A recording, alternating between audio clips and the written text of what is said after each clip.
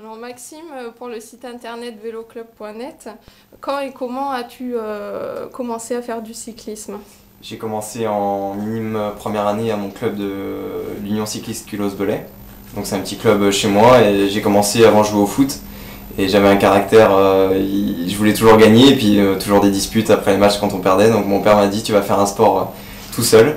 Et c'est lui qui m'a mis au vélo. Donc j'allais voir le Tour de France tous les ans, même quand je joue au foot. Et ça m'a plu donc je lui ai dit bah, pourquoi pas le vélo. Puis j'ai essayé. Au début j'aimais pas trop ça parce que la première année c'était un peu dur pour moi. Je finissais souvent dernier ou loin. Et puis à partir de la minime deuxième année j'ai commencé à gagner des courses et c'est de gagner des courses qui m'a fait envie de continuer. Et puis depuis minime, j'ai toujours la même envie. Ouais, et jusqu'à Agritubel Jusqu'à Agritubel, donc j'ai été en junior au Vélo Club La Pomme Marseille, où j'ai fait 2 belles années en junior. Ça a pas mal marché. J'étais en équipe de France, j'ai eu des titres de champion de France. Et ensuite, j'ai eu un court passage à Chambéry Cycliste Formation, le centre de formation d'AG2R. Et je suis revenu à La Pomme donc en Esport deuxième année et troisième année. Et donc c'est en Esport 3 que j'ai eu des contacts avec Agritubel et avec Emmanuel Hubert avec lui quoi. D'accord, et est-ce que tu viens d'une famille de cyclistes? Non, pas du tout. Il y a mon grand-père qui a fait un petit peu de vélo, mais personne n'a jamais fait de vélo. Et ton objectif c'était de courir avec les professionnels? Voilà, depuis que je suis monté sur un vélo, c'est de passer pro, parce que c'est, comme je vous l'ai dit, c'est d'aller voir le Tour de France qui m'a vraiment plu dans le vélo et de gagner. Donc mon objectif c'était de passer professionnel et maintenant que j'y suis, ma deuxième motivation maintenant c'est d'essayer de gagner des courses chez les pros. Donc voilà. Et ton intégration au sein de l'équipe Agritubel? C'était super. Déjà en étant stagiaire, ça m'a mis déjà un peu dans le grand bain et les coureurs m'ont super bien accepté et puis ils m'ont mis en super condition aussi, l'encadrement pareil.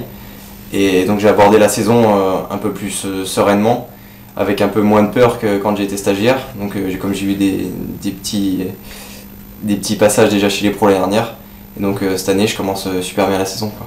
Et Christophe Moreau qui est le leader de l'équipe, ta première rencontre avec lui, comment ça s'est passé? Non, c'est sûr, comme j'aurais dit au premier stage, mais il n'y a pas que Christophe Moreau, quoi. Il y a beaucoup de coureurs qui m'ont fait, avec qui j'ai grandi et j'ai eu des posters quand j'étais gamin dans la chambre.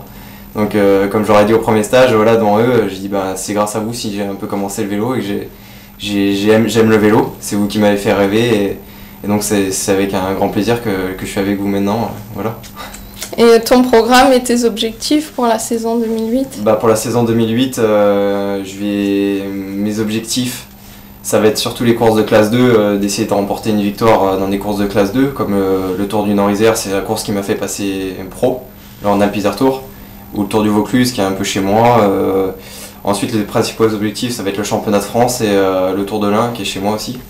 Donc ça, c'est des courses avec mes objectifs. Puis ensuite, sur les autres courses, c'est d'apprendre le métier de coureur cycliste et d'être un super coéquipier et puis de faire le mieux pour mouiller le maillot Agritubel.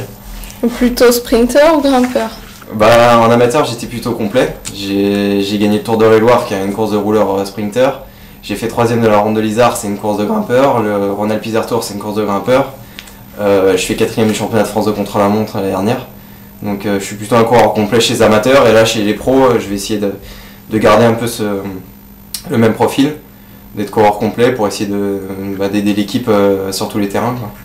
Et tu préfères les courses d'un jour ou courses à étapes? Les courses d'un jour quand c'est un peu accidenté, j'aime bien. Sinon, c'est vrai que les courses à étapes, c'est ce qui me va bien, surtout quand il y a un contre-la-montre. Mais chez les professionnels, je sais pas encore parce que j'ai fait que le Tour méditerranéen.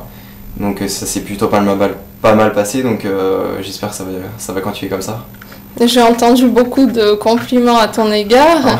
Et est-ce que tu penses incarner le renouveau du cyclisme français qui a du mal à se trouver une idole depuis le départ? Ce qui se passe, c'est que depuis plusieurs années, quand j'étais amateur, tous les ans on entend parler de la future star française, mais dans toutes les équipes, quoi. Toutes les équipes veulent la future star française, donc moi mon but c'est comme j'ai dit tout à l'heure, c'est de progresser. Je suis dans une équipe comme l'a montré Romain Feuillu qui fait beaucoup confiance aux jeunes et je pense que c'est une des équipes en France qui fait le plus progresser un jeune, quoi. D'être Continental Pro, c'est ce qui est le plus pour un coureur de 20 ans. On peut alterner des courses Pro Tour et des courses de classe 2, donc ça fait beaucoup progresser. Et puis je sais qu'il y a encore un grand chemin à accomplir avant de gagner des courses de haut niveau. Mais mon objectif, de toute façon, que je me suis fixé, c'était d'être un des meilleurs coureurs français, si ce n'est plus tard dans des années du monde, quoi. C'est l'objectif pourquoi je fais du vélo. Donc, voilà. Et quelle course te fait rêver? Des courses par étapes, c'est sûr que c'est le Tour de France, ça me fait rêver. Un coureur comme Christophe Moreau, je l'apprécie beaucoup parce que je me mets un peu dans cette même catégorie de coureur, quoi, coureur complet. Donc des courses comme le Tour, le Dauphiné, Paris-Nice, c'est des courses à étapes que j'aimerais bien figurer plus tard, quoi. Et si tu n'avais pas été cycliste, qu'est-ce que tu aurais fait? Voilà, qu'est-ce que j'aurais fait? J'aime beaucoup tout ce qui est musique house, électro. Sinon dans la mode peut-être, j'aime bien tout ce qui touche un peu à ça. Sinon j'aurais peut-être être commercial comme mon père, donc j'ai des études pour être commercial, donc voilà. D'accord, et que penses-tu du contexte actuel du cyclisme?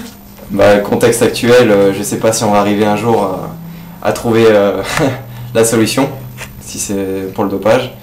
Là avec Tubel on a signé donc la charte pour Adams. Donc je vais bientôt commencer ça, je ne sais pas si c'est la solution, donc, parce que bon, tous les ans il y a des nouvelles règles qui rentrent et on s'aperçoit qu'il y a toujours autant de problèmes, donc je ne sais pas si c'est ça la solution.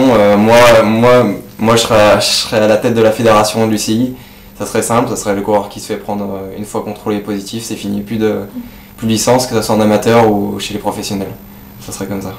D'accord, et ton avis sur le passeport biologique? Je vais bientôt commencer. Moi, apparemment, lundi, je vais avec Emmanuel Hubert à Genève parce que Manu c'est mon voisin, donc il y a une réunion sur Adams, donc je vais peut-être aller avec lui pour un peu mieux connaître la chose. Et sinon, c'est sûr que c'est une contrainte parce qu'il faut avoir une certaine rigueur. Mais sinon, apparemment, quand on a le logiciel bien en main, c'est assez simple. Ouais. D'accord. Et Astana écarté du Tour de France, plutôt pour ou contre? Astana, j'ai pas trop à m'exprimer là-dessus parce que je viens de passer pro et ça c'est pas trop des choses à mon sujet, quoi. Mais bon, il y a d'autres équipes qui ont eu des problèmes, qui sont accessibles sur certaines courses. Astana on les prend pas au tour. Moi c'est des trucs que j'ai du mal un peu à comprendre dans les fédérations, puis au niveau du CU je comprends pas trop, quoi. On n'autorise pas Astana mais on autorise certaines autres équipes. Et c'est ça le problème, j'ai l'impression, dans le cyclisme, on fait des mélanges. Moi, ça serait simple, une fois le coureur pris, c'est fini, plus de licence, plus le droit de courir, quoi. Un tricheur, c'est un tricheur, et il n'a rien à faire dans le sport, quoi. Donc pour terminer, ce serait ta motivation, c'est de plus accepter les coureurs qui ont été pris positifs? Je pense que ça ferait réfléchir beaucoup de coureurs, d'agir et... Oui, je pense que la première... Il y a eu tellement de règles depuis que j'étais amateur, donc j'ai rien à voir avec toutes ces choses-là, mais depuis que je suis amateur, tous les ans, il y a des problèmes de dopage, des cas de dopage.